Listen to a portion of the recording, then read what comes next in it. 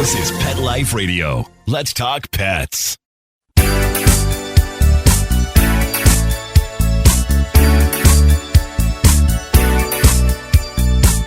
Hello!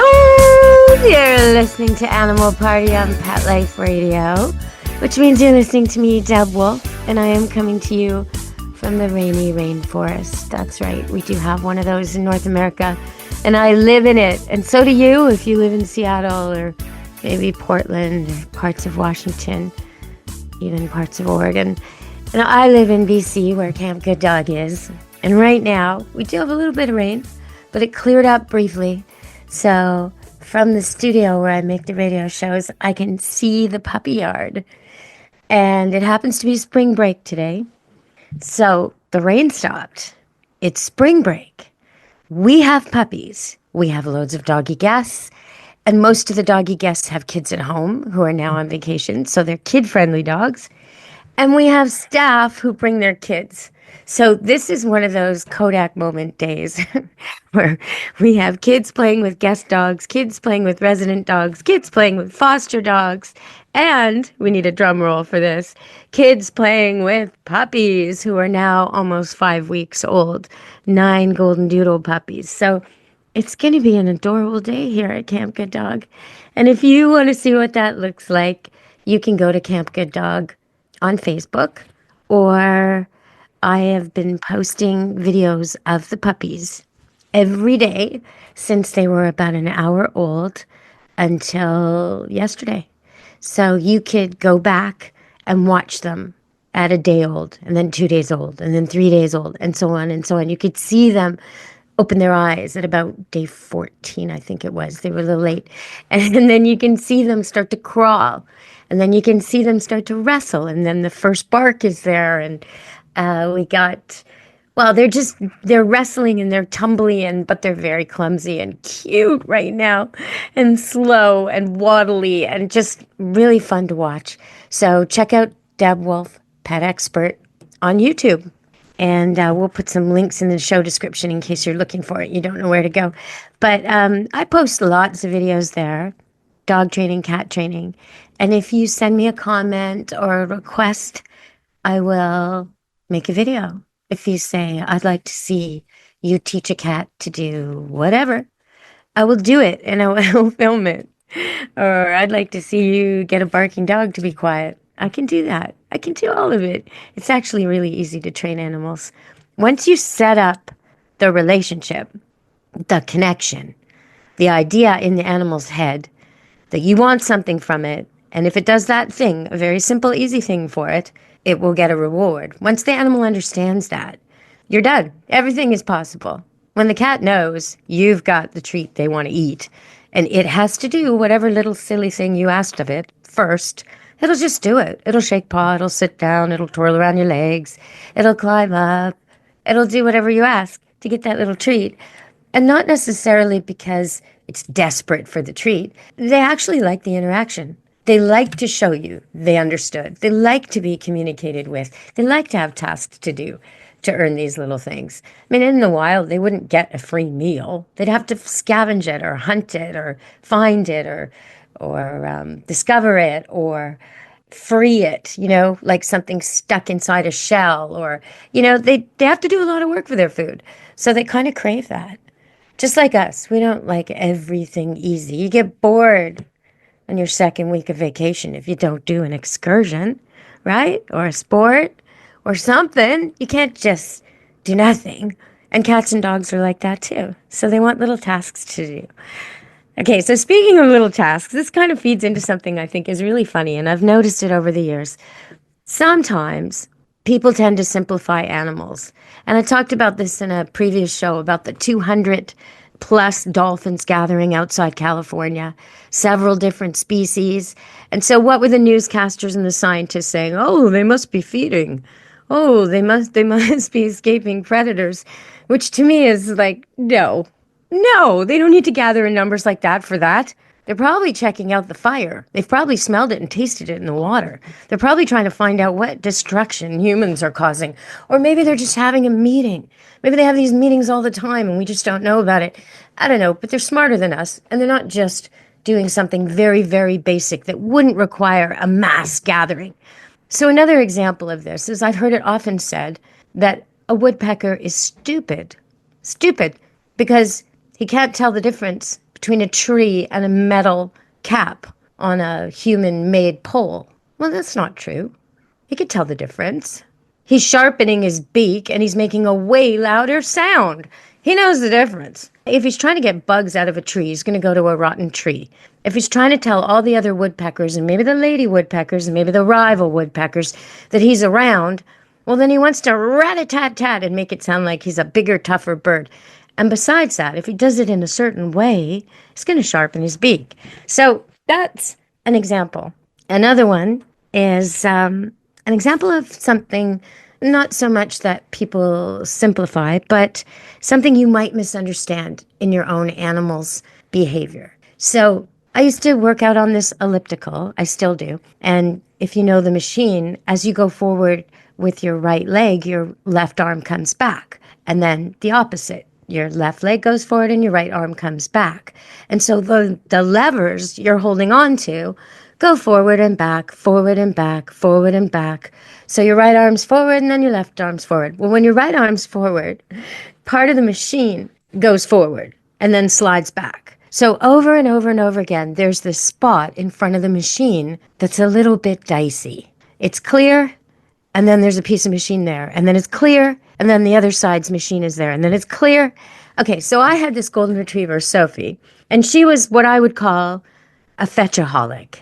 You know, like an alcoholic, but a very benign habit for a golden retriever. Fetchaholic. She would fetch till she dropped. You had to stop her.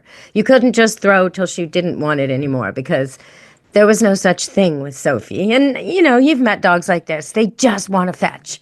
Okay, so she would take her ball, and I would be on my elliptical doing my little workout, 10K, do. And she would continually drop the ball right in this spot in front of the machine, where it's so dangerous, where you have to precision grab it to get it back. You have to time it just right between the two pieces of machine, right, left, right, grab, left, right, like that. And sometimes she would bonk her face. Most of the time not, though. Most of the time, I'd say 90% of the time or higher, she didn't bump. She got that ball.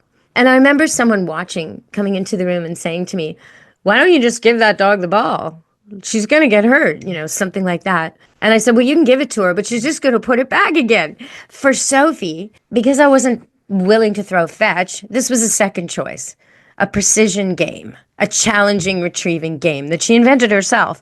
It wasn't an accident that the ball was constantly placed in the most difficult place in the room to retrieve it from.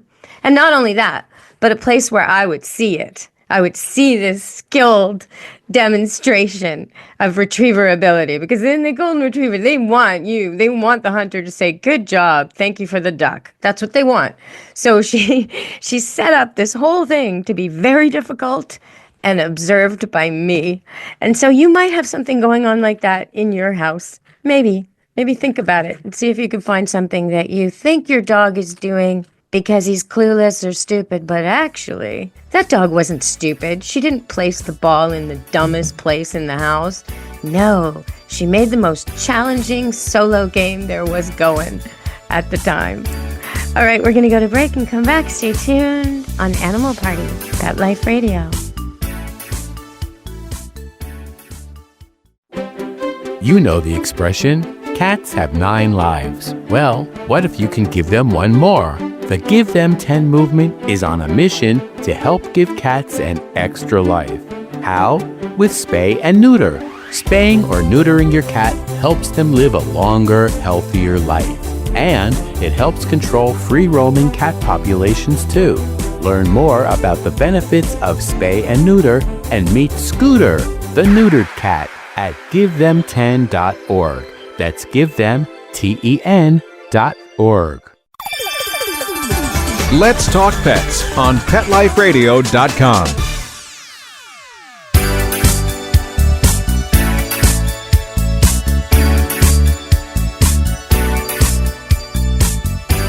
Hello!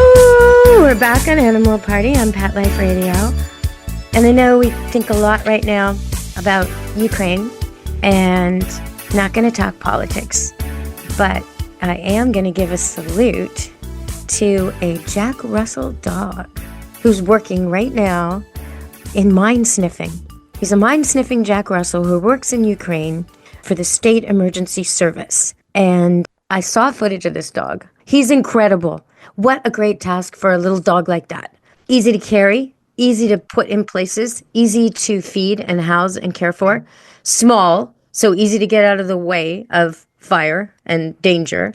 And also a tunneling dog. Perfect. A sniffing, tunneling dog. A dog bred for years to find rats. The world record holder a couple hundred years ago in Ireland was a Jack Russell who killed 85.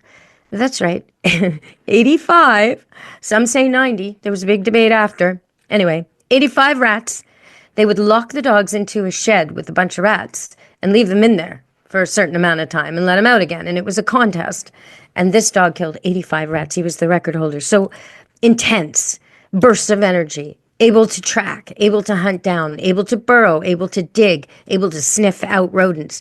These are the kind of skills you want in a mine-sniffing dog. So that's just great. His name is Eskimo, which is kind of a strange name for a Jack Russell.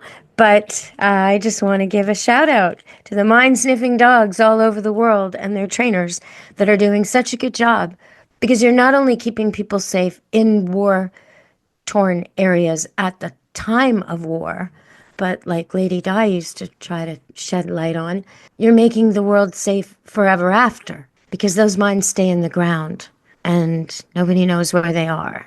And animals, wildlife, pets, children, people can all be harmed by them for generations to come, if not forever, until they're exploded or found. So this dog is doing a tremendous service. So well done, Eskimo. Your name may not be politically correct, but you are a good dog, my friend. All right, so I want to ask for some feedback here. I've had a few people asking me about collars, and I mentioned it a while back on the show, and that I asked for feedback, and instead of feedback, I got more questions. What I want to know is, have you used a collar that is designed to let your dog in and out of a pet door so that nobody else can go in? No raccoons, no neighbor cats, right? Only the pets wearing the collar. If you've used one of those and you found it helpful, please let me know. I want to know. I want a review of it. I want to know.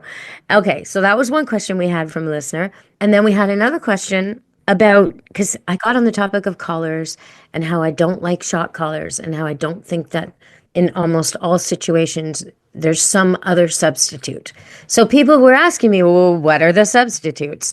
Okay, so there's a noise one, there's a vibration one, and there's a citron spray one. These are the three main choices if you don't want to cause pain to your dog, cause adrenaline in your dog, cause a fight-flight reaction in your dog that's instinctive, and then try and counter that with pain. If you don't want to do all that and change the nature of your animal, and you don't have to, then these collars might be the solution.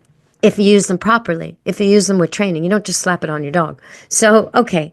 So if you've used a lemon spray collar, citron spray collar, or you've used a vibration collar, or you've used one of the ones that has a beep, and sometimes they have all three or two. Some of the collars have 2 and 1. So you start with the maximum, which is he gets a spray in the face every time he barks, and it vibrates and it beeps. And after the dog is trained not to bark at the next door neighbor who lives there, or the raccoon up a tree down the street, or whatever it is that he won't shut up about, and you've tried training and you're out there teaching him quiet. Okay, so after he's learned, you can scale back and get to the point where it just vibrates a little warning, or it just dings a little ding. So some of these have remote controls, some of them don't. They range in price from $40 to several hundred. And the reviews, of course, on Google are mostly done by people they know, or they're suspect. They have the same wording. It's very hard to tell a legit review nowadays. So I want to know, before I recommend anything, what works, what doesn't. I heard in the past, and this is 20 years ago, there used to be a dog who came here with a citron spray collar, and the problem was he would just drain it. He would just drain it. He would just bark, till it was empty. And then he knew it was empty. And the owners were spending a lot of money on these citron spray things. So that was ineffective with that dog. And they didn't use enough training to begin with. I've had other dogs come to Camp Good Dog with citron collars that they don't wear here, but wear at home where the owners say it works great. So probably they did the training. Now, I don't know, though. Have you had any experience with these collars? If someone, and this is the case of one person who listens to the show, they want to put it all together. They want a collar that will let their pet in and out the door, and only their pet, that will GPS. If their pet goes missing, they can track it. Now, that's easy. That's just a pin you can stick on there, but that's what they want. And they want bark deterrents. Is there something out there for them that's affordable and works and doesn't cost a fortune to get the refills? Well, if you know of it, please, Deb at PetLifeRadio.com. Tell me all about it. I might even invite you on the show. In fact, if you've got a question about cats or dogs or a problem or an issue or something you want to talk about on this show, please, you can send me a voice clip, Deb at PetLifeRadio.com, and we'll play it. Or you could send me a text or an email, or you can ask to come on the show and we'll book a time when we can do your interview that'll work for you. All you have to do is have a computer. We can do it that way. And, or even just a cell phone, we could do it. So I'd love to have your feedback, love to have you on the show with anything at all. All right, we're going to get at the second break and come back and talk a little bit about cats on Animal Party, Pet Life Radio. Stay tuned. Begging to hear more of your favorite show? Full episodes of all our shows are available on demand. Go to PetLifeRadio.com to fetch our entire lineup of Possum Pet podcasts. Also, dig us up in iHeartRadio and iTunes. Let's talk pets. Live and on demand only from Pet Life Radio. Let's talk pets Let's talk pets on Pet Life Radio. Pet Life Radio. PetLifeRadio.com.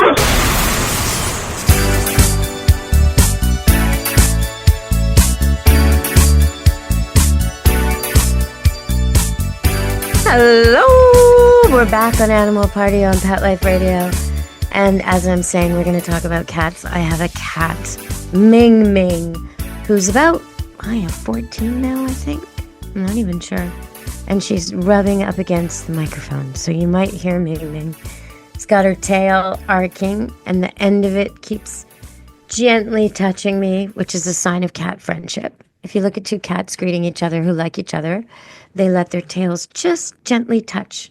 And sometimes they'll curl their tail, most of the time, gentle curl at the very end, and it's almost like they hook, almost like two people locking fingers.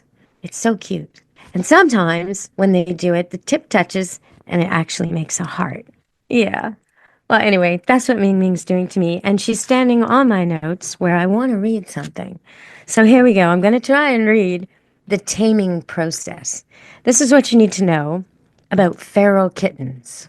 Have you ever wondered how they get those cats that are like you need hockey gloves to handle? They basically think of every human as a predator, and they hiss, and they've never been socialized at all.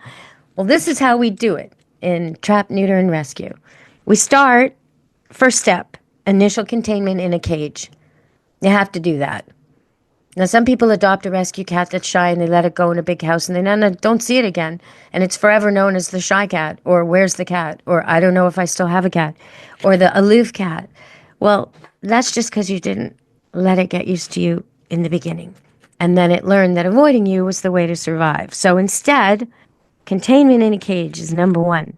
And then you do periodic, so every so often, but regular. So you don't skip 5 days and then go try and touch it. Every so often, a few times a day at least, brief, and I mean brief, couple minutes max, set a timer. If you're in there more than 5 minutes, it's too much. Brief handling with a protective blanket or towel, and you may need helpers. And you don't want to be doing this unprotected. So this isn't the thing you do in a bathing suit or shorts and a t-shirt, no matter how hot it is. You need thick pants, thick socks, because if the cat gets scared and it clings and puts those claws out, you want to be protected. So thick, heavy blanket or towel, and you're just teaching it that human touch is okay. that it's safe with you. A few minutes and back in the cage. Okay. Number 3, once your cat has passed those 2 stages and it actually likes it when you take it out and you're cuddling it and it wants the brief handling, it wants more, and it doesn't stiffen up and it's not clawing at you and it's not getting aggressive anymore, and it's like, oh, take me out, and you pick it up and you put it in for your periodic cuddling and it's all for it. Okay, now you're ready for containment in a small room. That's stage 3. So you put it in a small room with the litter box and the food and the water and maybe a cat bed, but not too many other things, and certainly no other animals. And you come in and you keep up the brief handling, you keep up the affection, you don't leave the food, you make sure you're there when you're putting the food out so the cat comes over for attention for food. Okay, now you're ready for stage 4. Stage 4 is exposure to other humans. So the easiest way for your cat to deal with this is if one human at a time, especially with kids, one at a time and calmly comes into the space and sits down, and let the cat come to them. If the cat comes to you, you can sit beside that person and they can stroke it while you hold it. You may need the blanket and the towel. You may have to start over with this, but that's how you would do it. And then finally, what we do is we place the cat in an adoptive home. And that's usually once the kitten can handle new people coming into the room and petting it, can be passed back and forth, isn't trying to hide, isn't clawing at us anymore, comes to its name, or kitten, or something like that, and is using the litter box, eating and drinking normally. Now it's ready to go. Why don't we wait longer? Because we want it to really, really bond with the new environment, the new people, to know its new place as much as possible. So that's what we do. And that's how you get a new kitten to like people. All right, everybody. Hopefully there won't be too many feral cats this year as we approach spring. And hopefully you'll all be spaying and neutering your cats, so we'll have less and less every year. Less and less cats out there in the wild fending for themselves, feeding the coyotes. Okay, everybody, so thanks for listening today. If any of you know Keanu Reeves, I am looking for him. I want him on my show. I want him to talk about dog rescue. So if you can get that message through, Keanu, from one Canadian to another, come on Animal Party, let's chat. All right, everybody, from me, Deb Wolfe, ciao meow, be good to your animals. Let's Talk Pets, every week on demand, only on PetLifeRadio.com.